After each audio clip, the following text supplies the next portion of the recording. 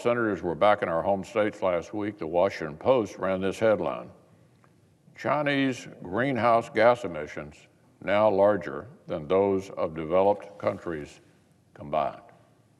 Let me say that again. Chinese greenhouse gas emissions now larger than those of developed countries combined.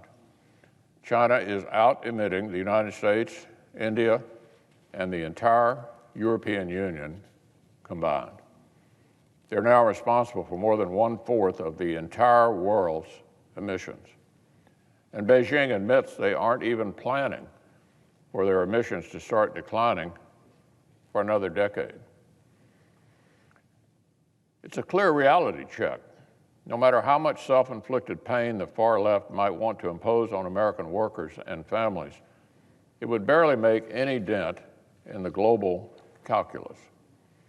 Remember, with the United States outside the Paris Agreement,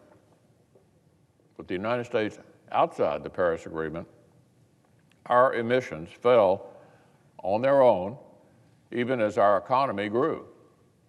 Meanwhile, countries inside the deal, like China, have kept roaring right on by. Strangely, this didn't stop the Biden administration from rushing to rejoin the failed deal. And this is just one of the ways in which American competitiveness has recently seemed to take a back seat. This White House canceled a pipeline project that would have increased energy security and supported thousands of American jobs. They froze exploration of domestic resources that helped our nation become a net energy exporter for the first time since the 1950s. And after we just spent 4 years beginning to rebuild and modernize our national defense, this administration indicated they'll propose to cut defense spending after inflation. Fewer resources for our troops, fewer tools to keep pace with China. They want to play year-to-year games while our adversaries and competitors plan years and decades in advance. As former Defense Secretary Bob Gates put it in an interview this week, cutting spending on our military would be, quote, a terrible mistake. That's President Obama's Defense Secretary, Bob Gates. There could not be a more dangerous approach for the United States, shortchanging the Pentagon and making America less competitive. The first draft of the so-called jobs bill that the White House put forward would play into the same dangerous dynamic. I'm talking about the multi-trillion-dollar proposal that spends less than 6% on roads and bridges.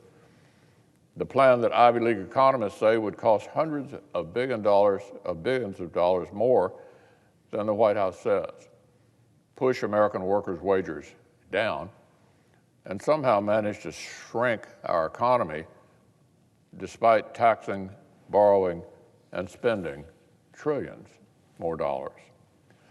So, Mr. President, that's not a plan to make America stronger and more competitive. It's a plan to pile up debt to leave us even weaker. It would be better news for Beijing than for our own citizens. That's the bad news. The good news is that the Senate can do better. This body has long tackled real infrastructure on common sense, bipartisan basis, and ended up with bills that passed by big, lopsided bipartisan votes. That's what we Republicans are prepared to do again. That's the path I discussed with President Biden at the White House just yesterday. It was a good meeting, and that's the road that the practical proposal from Senator Capito and a number of my fellow Republican senators would begin to take us down. If our Democratic friends are finally ready to reach across the aisle and work together to locate common ground, I'm hopeful that we can do a lot of good for the country and compete with China for real.